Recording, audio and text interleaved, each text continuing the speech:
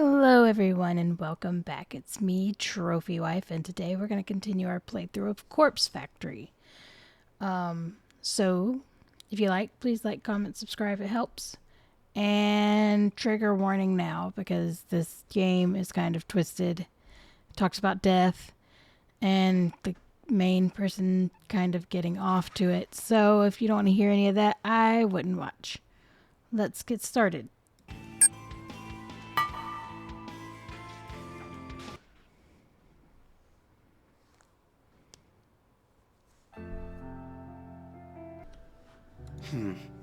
It's not exactly professional to be late on your first day of work.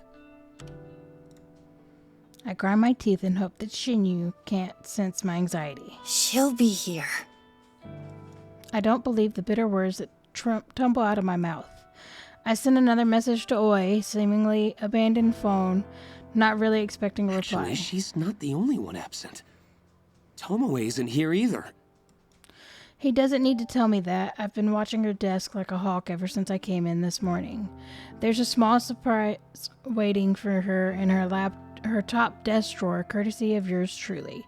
I've been eagerly anticipating her arrival for a few hours now. We had a late night last night, so I wonder if she woke up on time. You can't show favoritism. I taste something foul in my mouth. I don't really need Shinyu's recap of his night with T. Don't you have work to do? Of course. I need to. His vocalized thoughts trail off as he wanders away. I return my focus to the keyboard in front of me as I type, letters scrawl across my screen, seemingly slower than usual. No Oi, no T. The statistic drone of the office environment is just as loud as ever. But without these two here, something feels off. Oi shouldn't be missing her first day of work, but she already said she wasn't coming, so I don't get why you're surprised. And say what you want about T, at the very least she's punctual. For her to be this late is very unusual. Kurosawa, a word, if you please. A soft but sharp voice snaps me out of my thoughts. I look up to find a middle-aged woman standing over me, one hand beckoning in an intimidating fashion. Kotomoe Ida, an executive who oversees a lot of the juniors on this floor. I deal with her a few times a week. She's a serious and critical person, but I've seen a warmer side of her when she chats with colleagues on her level. Miss Ida, did you need something? Please, come with me. I reluctantly raise from my chair and follow her through the office. She leads me to one of the glass-screened cubicles that line the wall of the office. Special spaces reserved for meetings and temporary workstations. Take a seat. I follow her instructions, sitting down on one of the bright and colorful plastic chairs that fill the small enclosure. A new employee was supposed to start work today. Sato, an acquaintance of yours, if I'm not mistaken. That's right. I've been trying to get in contact with her. I see. You understand that it doesn't reflect well on Sato's character if she can't arrive on time for her first day of work, correct? Yes, I understand. Believe me, it is very out of the ordinary for her to do something like this. I'm sure. Fujikawa recommended Sato for the job based on your personal request. You need to be aware that since Fujikawa holds rank over you, he is the one who will be reprimanded for hiring an unsuitable employee. Now, I wouldn't go so far as to say that he will be punished. Rather, his recommendations will be denied for the foreseeable future. And any attempt he makes to climb the ladder, so to speak, will be vehemently refused by the other executives. Well, that's not right. I can understand not taking any of his recommendations anymore, but that's wrong. Isn't that a bit extreme? All of that because of one temp employee that didn't show up for work? That's the way these things go. I've seen it dozens of times. The reason I'm telling you this is because you should feel some sort of responsibility to apologize to Fujikawa. I had no idea. Honestly, Enough. This isn't an open discussion. Apologize to Fujikawa, and see if he will find it in his heart to forgive you. And please advise him to seek employment elsewhere. I don't foresee his career with us flourishing anytime soon. These people are all assholes. That's all. Katomi abruptly exits the cubicle and leaves me alone, sitting in a stupid-looking green plastic chair. I take some time to compose my thoughts before also walking out. I don't know what to say to Shinya. I don't even know if I should say anything. Surely Katomi is being a bit extreme and effectively halting Shinya's career in Temujin. This is all because I recommended Oe for the job. I feel like an idiot, but how was I supposed to know Oe proved unreliable? And still, it's far too extreme. Katomi is out of line. Something else is in play here. I can feel it. Maybe Katomi wants Shinya gone for her own reasons, but I can't imagine why. He's a junior employee and not exactly the type to step on anyone's toes and makes enemies. I return to my desk in a bit of huff and slump in my swivel chair. My eyes fall on the empty can of coffee next to my computer screen, and I begin to wish I'd purchased more than one this morning. Glancing over the top of my screen, I can see that tea still hasn't arrived. Maybe I'll have to wait until tomorrow for her to find the gift I left for her. I'm sure she'll love it.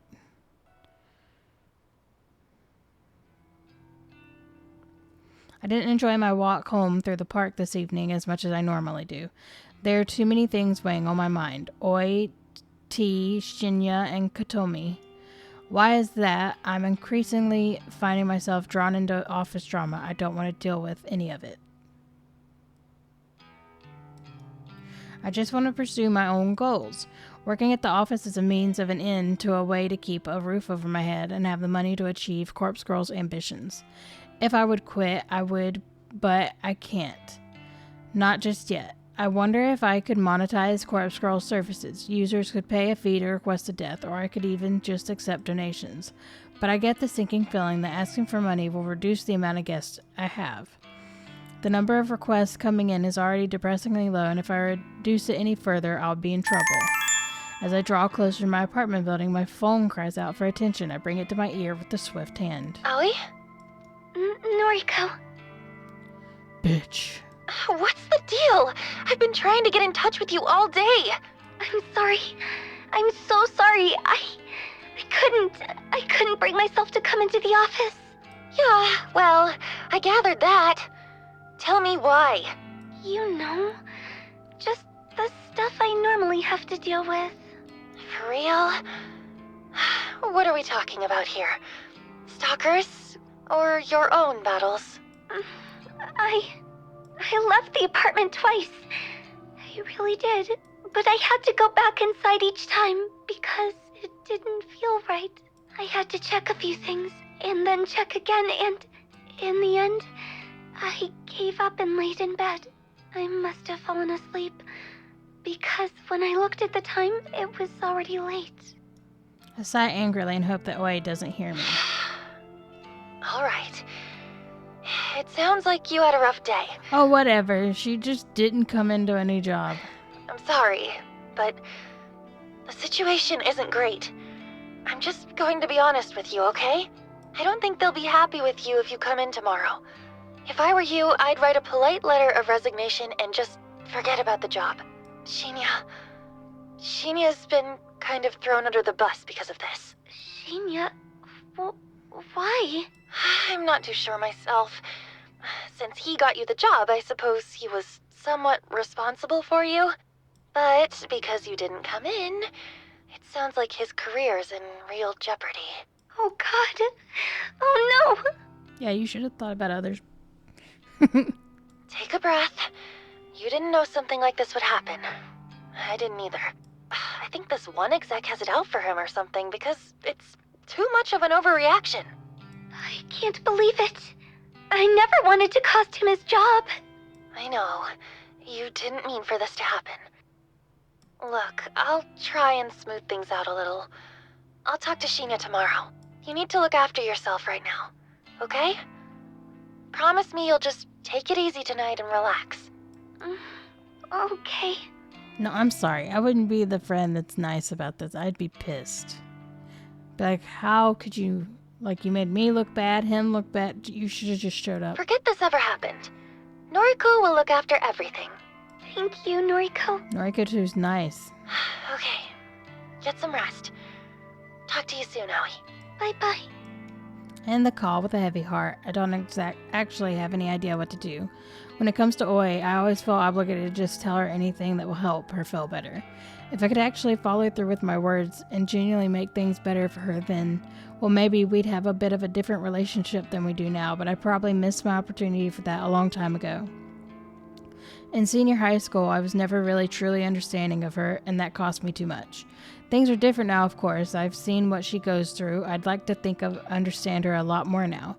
My feelings for her are true, but not muddled in sympathy or pity. If this was a different life, I hadn't made all those stupid mistakes, I would be happy to be with her. But now, the best I can hope for is that she wants to remain friends with me, and that will have to be enough to satisfy me. That voice. A trickle of ice sweat drips down my spine. In the near distance, sitting on a bench close to the park exit, is an easily recognizable figure. Come here. Ugh. I freeze in my tracks. My body wants to keep walking, so to reach the familiar safety of my home, but my brain is engaged in a fight or flight mode. Torn between my options, I find myself completely stationary. Come on, I won't hurt you. Tomoe. There's no doubt in my mind that she's been waiting for me here all afternoon. She knows my routine home, which obviously since I last encountered her in Shinya in this very same park. I can't help but tense up as she leaps off the bench and You're approaches into weird me. shit, right? Like, occult stuff? Maybe? Is that what you came here to ask me? Nah, just listen, okay? I wanted the opinion of someone freakier than me. She really knows how to flatter a girl. It's kinda dumb, you know, but have you heard of that Corpse Girl website thing? Who does she think she's talking to? More importantly, how should I respond? I've heard rumors. Yeah, right? I heard rumors too, so I checked it out. I thought the whole thing was really funny. Like, could it be for real? Anyway, maybe I kinda used it to request a death. Is that so? T has pretty much straight up admitted that she was the one who requested my death. After all, I know exactly how many requests come through the site. The latest one had to have been from her. It could have been someone else in the company, though. They did have someone in the company already die. Yeah, and, well, you know how the site works, right? Fill me in. All you do is put in a photo of a bitch and her phone number. Then she's supposed to drop dead. Simple as that. Thing is, no one knows how it works. Or if it works, actually. Right. Okay, so you requested somebody's death, and what happened? Well, This is it. This is where she admits she uploaded my photo. I have a feeling like Oi might have uploaded your photo. I caught her you red-handed. see, the dumb bitch went and died. That's what I thought. I blink a few times. I'm positive I didn't hear that What right. did you say? The chick whose photo I uploaded. She's deader than a doorknob. Who is T referring to? My mind is racing frantically, scanning through the list of Corpse Girls victims over the past few months. The only people who have died recently are Akane and Ichi Hanada. T is talking about a female, so that rules out Ichi. Then there's Ruri. But she's dead so long time ago, last year in fact. Surely T wasn't the one who requested her death. It was way too long ago for her to be bringing it up now. That leads me to believe the only person T could be talking about is Akane. Or has somebody else died, somebody I never found out about? That's impossible. I've been so thorough in searching for the results of my work. The only victim that T could be talking about is Akane. But wait, no. That still can't be right. T requested my death. Somebody T uploaded my photo to Corpse website just recently. I take a deep breath, swallow hard, and open my mouth. Tomoe, what you're saying is really serious. Are you sure this person died? Yep, no doubt. And that's what I wanted to talk to you about. If you're good with this occult junk, how do you think she died from a website? Do you reckon my request really killed her? 'Cause I don't really want this shit on my conscience, you know? I don't know what to say. Come on. I was only really joking around with the website. Didn't think for a second that it could really work. But now, this bitch is cold in the ground, and I can't sleep at night. Keeping Shinya close is the only thing making me calm lately. T seems to be showing a little remorse, which I don't think she had in her. If she thought the website was a joke, then fair enough. It's only natural that she'd want to play around with it. Then again, I'm kind of offended that she figured the whole thing was fake. Corpse Girl has worked so damn hard to be considered a joke. But I want to get to the bottom of this. I need to find out whose death T requested. And more importantly, the request of who requested my own death remains unanswered. Tomoe, what's the name of the person you requested to die? Her name? Oh, you might know her. It was that skank from our office, Akane Tsurumaki. Akane. Sure enough, she's well and truly dead. T isn't wrong in believing that the website killed Akane. T once posted an own noise about wanting to try the website, and she was waiting to find someone to try it on. If I recall correctly, the request for Akane's death came from Corpse Girl's website shortly after I read that post. Perhaps T made the request on the very same day. So then T was the one responsible. I assumed the person who requested Akane's death was someone in the office, but I never figured it would be a junior data entry temp like T.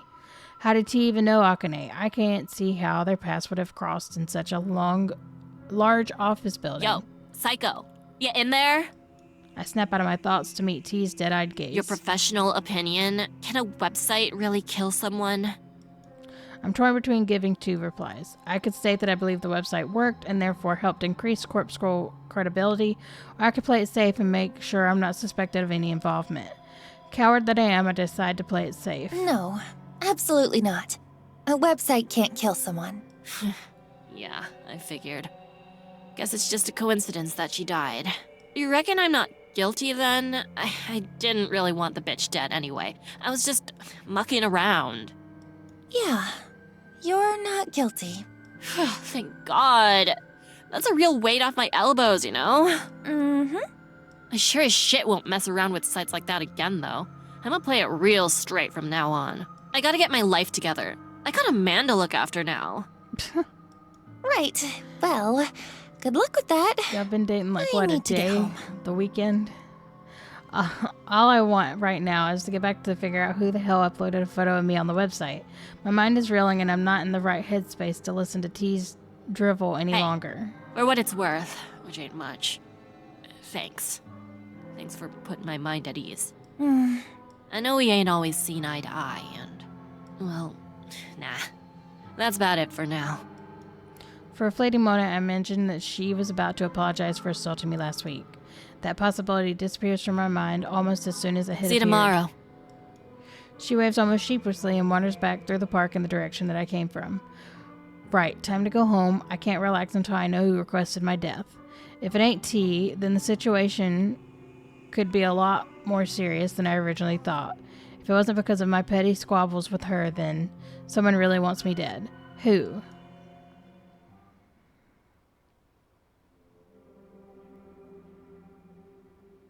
I can't sleep. It must be past 3 a.m.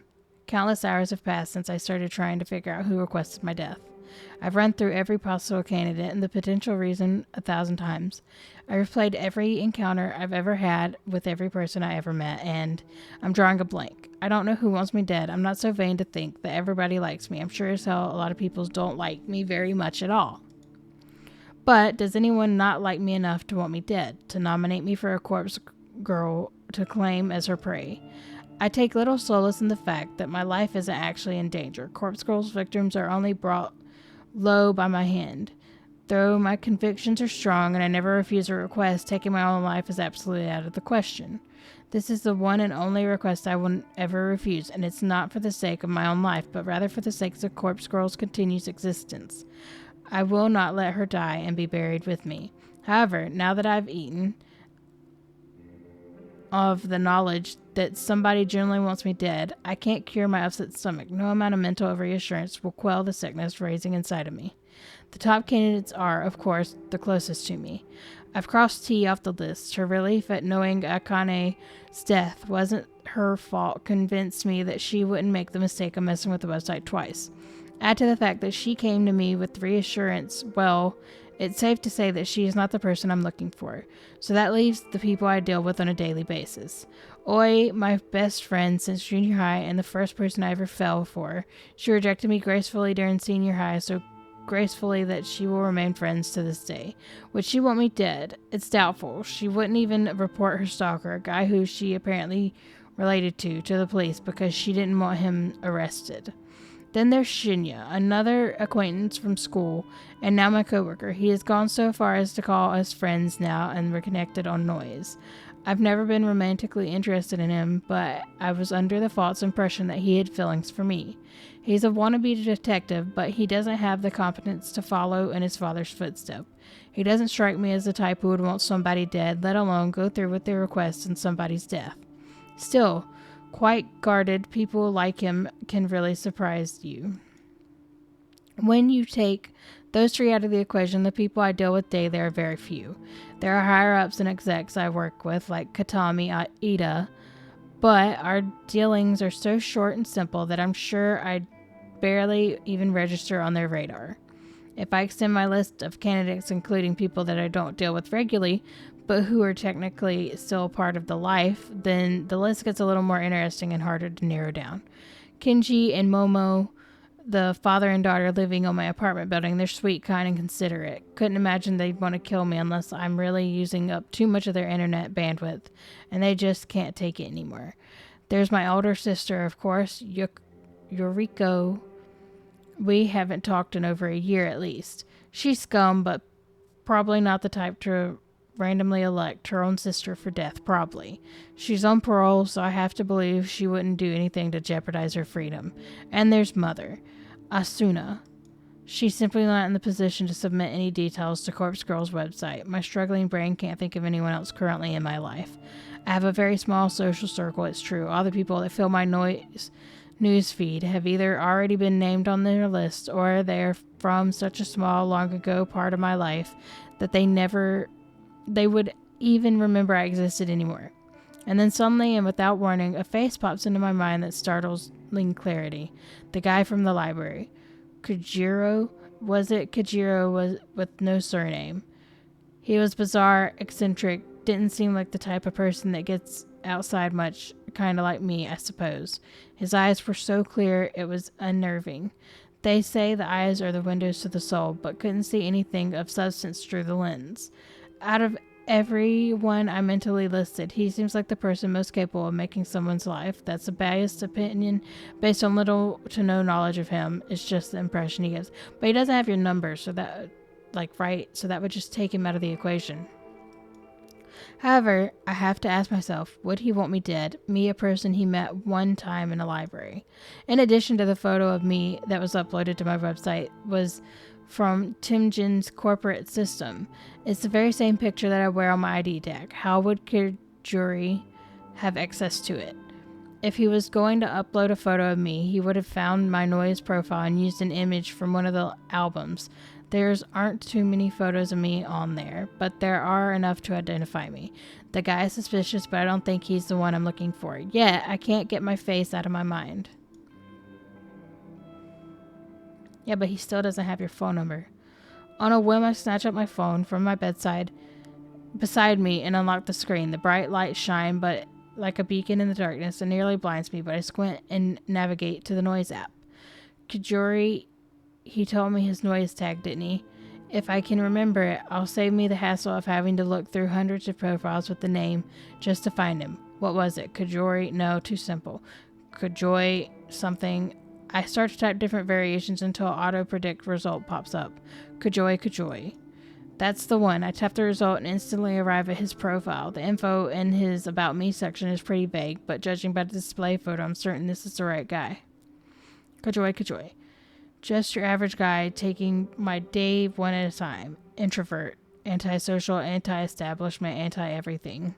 I like peanut butter, though. I scroll through his feed and see that hasn't posted anything for quite some time.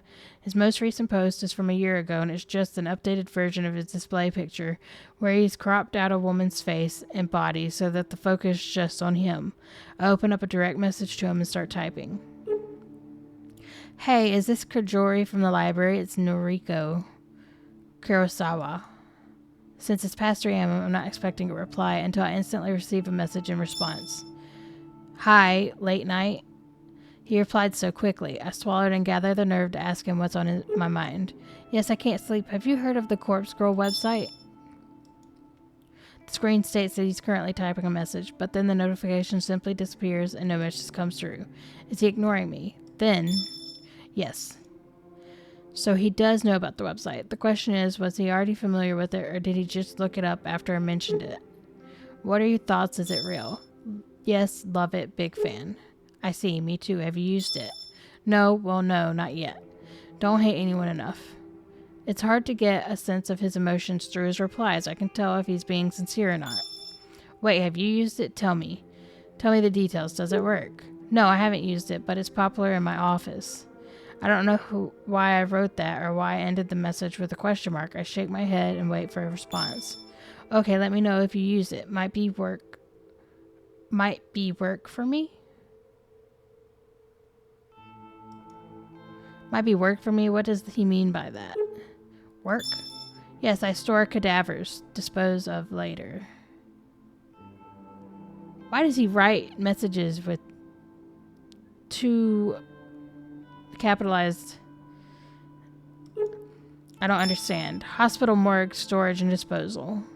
He works at the morgue. I noticed a strange smell in his clothes when we met, and that makes sense. I gag a little and suppress the urge to vomit. Oh, whatever. You like death, so whatever. So if someone dies, they get sent to you, even for like suicide and murders. Yes, all sorts. Worst are crash victims have to mix and match limbs.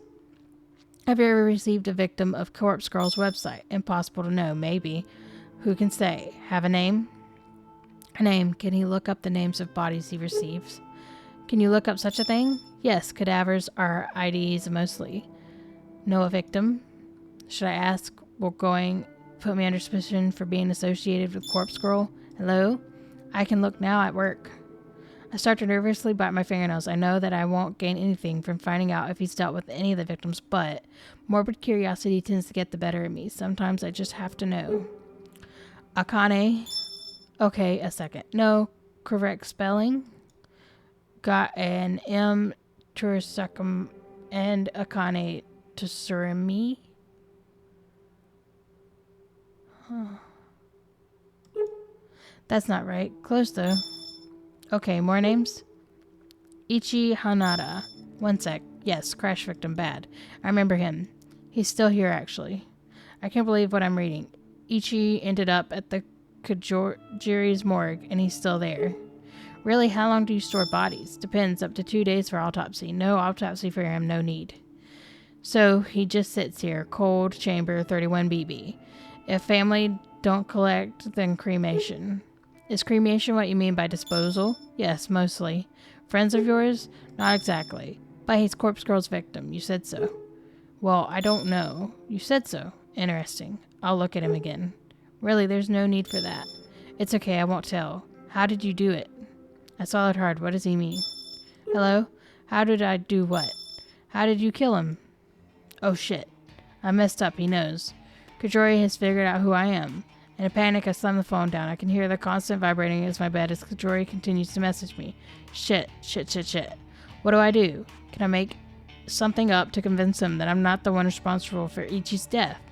Will he even buy it? By not responding to him straight away, I've possibly inadvertently proven my own guilt. I pick my phone up between my trembling thumbs and forefingers. I hold it delicately as though it has suddenly become some sort of evidence that I don't want covered in my fingerprints. In a way, that's completely true. I stare at the message from Kajori. Hey, you there? Hello? I better reply. I have to say something. Maybe, just maybe, I can throw him off the trail. I don't know what you're talking about. I didn't kill anyone. Not exactly, I lie. Yes, true. Corpse Girl killed him. No name entry on Corpse Girl's website. But you know his name, and you knew he died. Ergo, you requested his death. Wait, this is good. This is far better than him believing I'm Corpse Girl. He thinks I'm just one fan of the website that submitted a request. I have to run with this. I can't let him know the actual truth. Okay, you got me. I used the website to request his death. Ha. Wow, mad. So the site is real. Amazing. This is exciting. Are you happy he's dead? I decided to take a leaf out of T's book and act more innocent than I really am. Not really, I just made a request on a whim to see what would happen. I didn't think it would really work. Wow, so you don't hate the guy, Itchy? No, I never even met him, just found his photo on the internet. Incredible. Corpse Girl kills with just a photo. Don't even need a name. Wonder how many of other vices I've got here. Have to go, clocking off soon. Talk later. Kajuri's status immediately changed to offline. I breathe a sigh of relief. I think he brought the lie. Surely I'm in the clear. But this whole conversation was an exercise in stupidity. I nearly shot myself in the foot because of my own insatiable curiosity. I shouldn't have contacted Kajori at all. The only positive thing to come out of this is learning that Kajori works at the hospital morgue. I could potentially take advantage of this, but my sleep-deprived brain can't quite work out how. Well, I can dwell on that later. For now, I really need to sleep.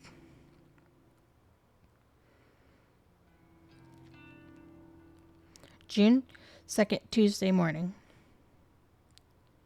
My alarm erupts with a shrieking scream and scares me awake. My eyes don't open immediately, and instead I find myself tossing and turning, trying to bury my face in my pillow.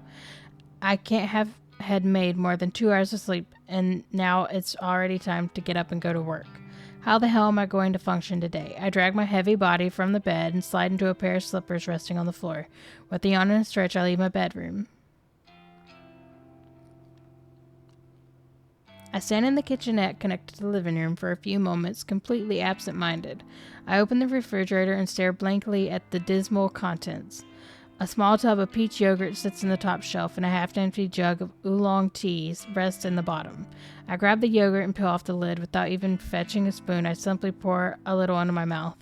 I consume about half of the tiny portion, wipe my mouth before throwing the leftovers in the trash. How wasteful! That'll be enough to spike my energy for the morning. When you normally run out on an empty stomach, any amount of calories can work as a pick-me-up. I make a mental note to collect 2 or 3 cans of coffee from the convenience store on my way to work. They should carry me through the rest of the day. The rest of the early morning is spent applying makeup and getting dressed. I'm out of the door at the same time as every other day. You gotta eat more. You're gonna starve to death. To stop myself from nodding off at the desk, I decided to rearrange my personal effects. Having something to focus on is always a great way to fight off sleep.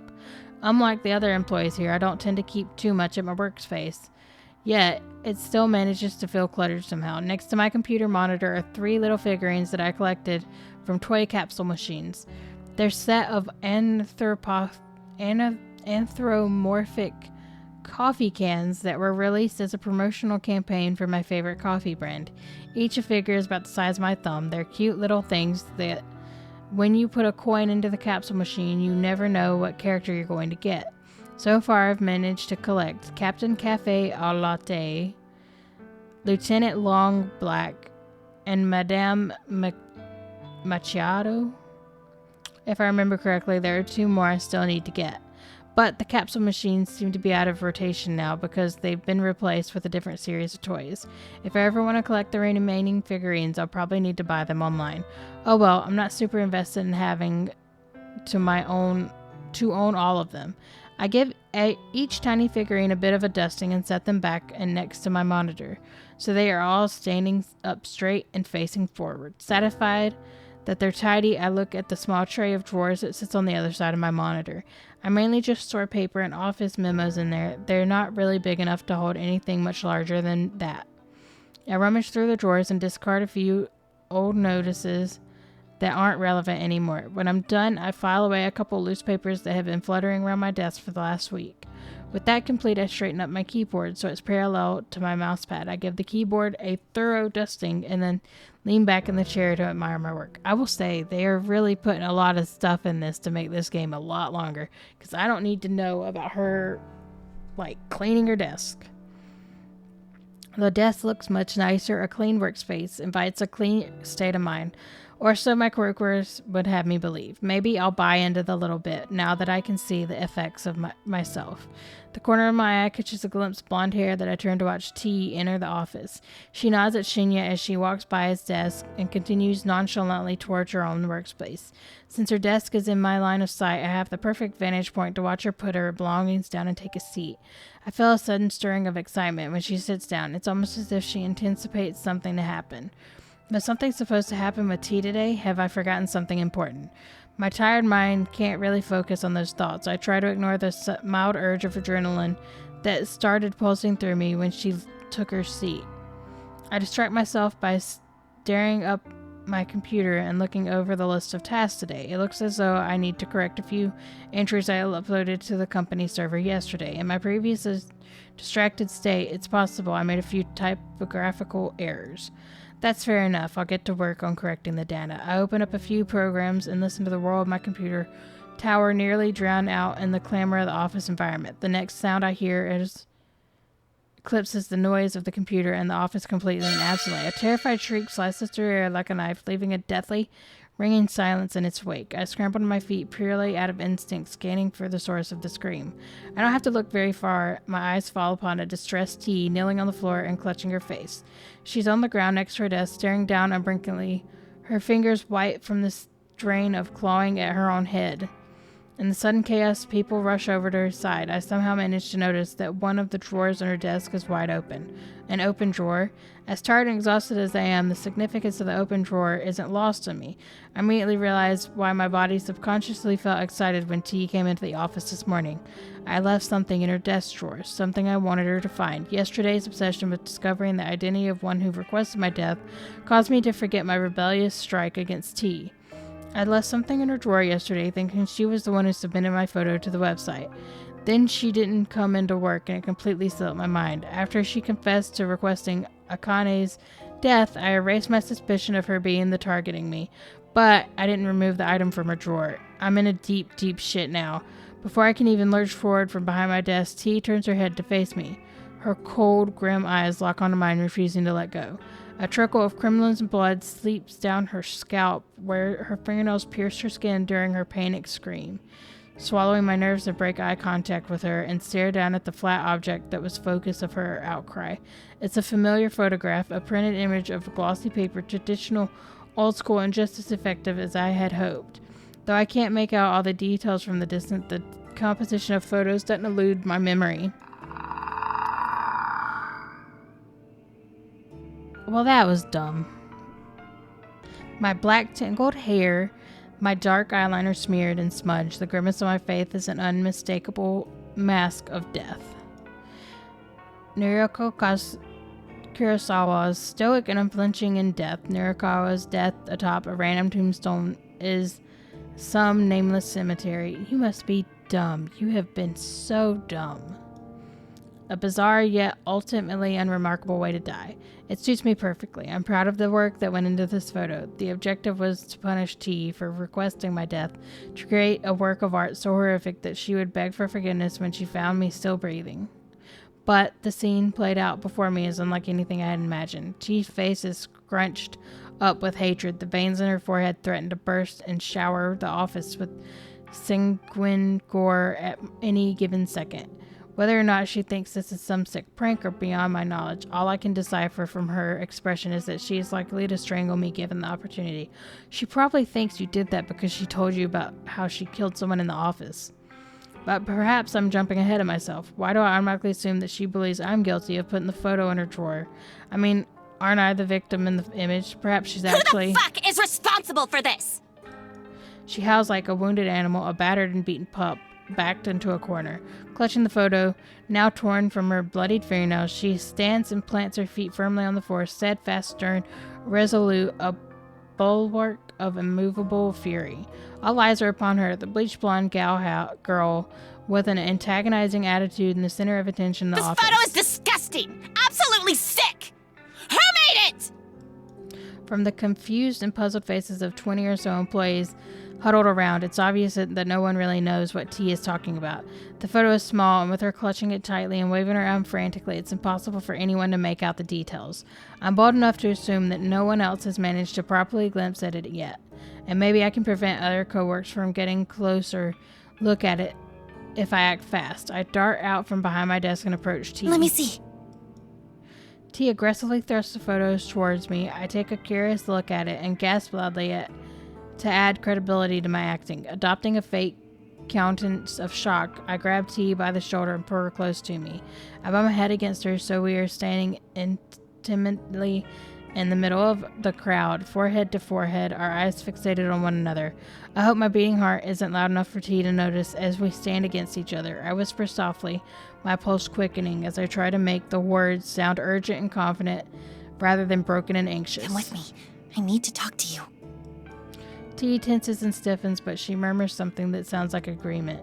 I pull away from her and grab her wrist and lead her out of the office.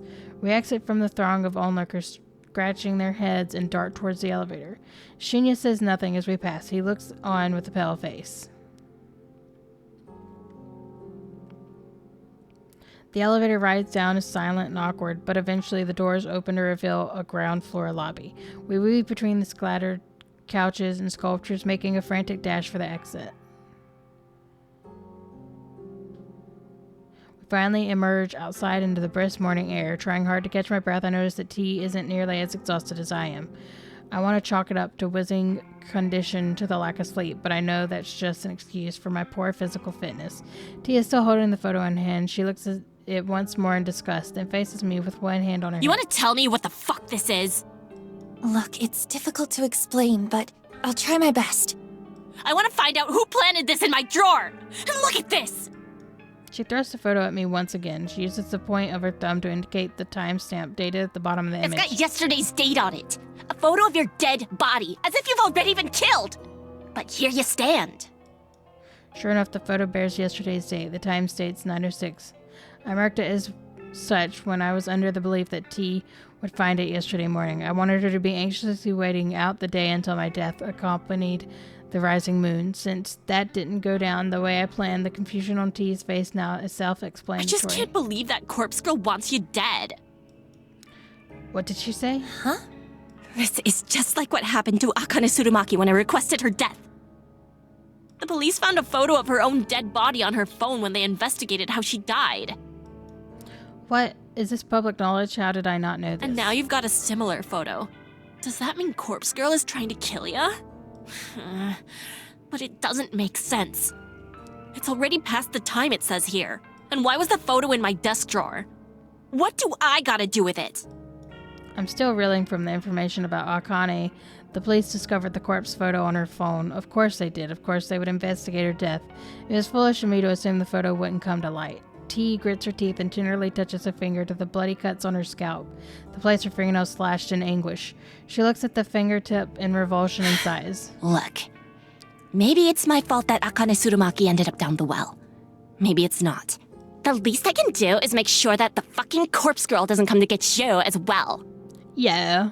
You ain't my friend or nothing, but sluts gotta stick it out together, right? I don't want another cold bitch on my conscience. I feel like these are the most touching words T has strung together. I'm somewhat flattered that she wants to protect me. Tomoe, you don't have to do anything. Yeah, I kinda do, you know? You comforted me a little when I came to you about the dead skank. Made me feel like I wasn't totally to blame, yeah? You might not be as much of a psycho as I thought. Might be a heart beating behind that flat chest. Okay. Thanks. Unexpectedly, the brash of brazen girls seemed to be brightly. Oh, girl beams at me I'm brightly. putting you under 24-hour surveillance. Corpse Girl's gonna have to crack my skull open before she goes sticking her fingers into yours. Tomoe, really, that's not necessary. I can't figure out a way to convey that I'm not actually in any danger. Well, immediate danger at any rate. It trusts that there is someone out there who wants me dead badly enough to have requested it through the website. But as far as the threat of Corpse Girl coming to get me goes, I'm perfectly safe. I resign myself to simply staring blankly at T, the girl I hold so much disdain for. I know I should choose my next words carefully. T is prone to violent outbursts or even the best of times. Oh, look, we finally get another choice. I don't need you to protect me. Fuck off. Thanks, but I'll be fine on my own. I feel better with you looking after me. I'll be fine on my own. Thanks, but I'll be fine on my own.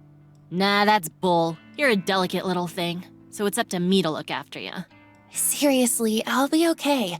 I don't think Corpse Girl is going to come after me. Oh yeah? And what makes you so sure? It's a long story. But look, you said it yourself. The time and date on the photo have already passed, right? Huh? Oh, yeah, guess so. But so what? Well, I can't imagine someone coming to kill me now. I mean, the corpse in the photo is clearly dead at 9:06 p.m. last night. But I'm standing right in front of you. I'm pretty alive right now. You're not really convincing me. I mean, I don't totally believe this corpse girl person really exists, but still. Something or other killed Akane Tsurumaki. Pretty sure it wasn't suicide, what with the photo and all. So, since you got one of them photos too, I think it's best we hang. At least for a day. Let me keep you safe. You're really stubborn, you know that? Oh yeah, but I've been called worse. But why'd you think the photo was in my drawer? Did Corpse Girl get her desks mixed up? And shouldn't it have just been texted to you? I don't know. Ugh, this shit really fucks with my head. Let's just get back to work, yeah? T turns to head back into the building, but stops short. She faces me and hands me the Here. photo. Better you have it than me. She enters the office and leaves me standing in the cool morning air. Looking down at the photo, it's clear that it's me in the image. I suppose it would be best to delete this evidence. I shred the photo carefully, making sure to completely destroy any of the defining features in the image. With the photo completely ripped beyond recognition, I toss it in a nearby bin and enter the office building. She's really dumb. Why would you make I know you're trying to get back at her because you think she requested it, but that's just making it where it's easily they could figure out who you are.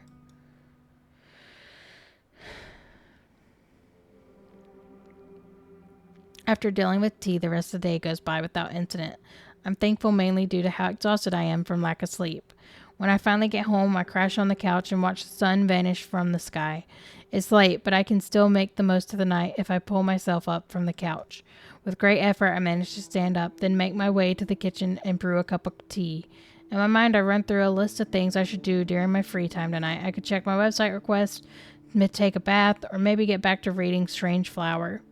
Whatever I end up doing, I'm just relieved the day is over. With a steaming cup of green tea in hand, I retreat to my room and leave the outside world to continue turning without me.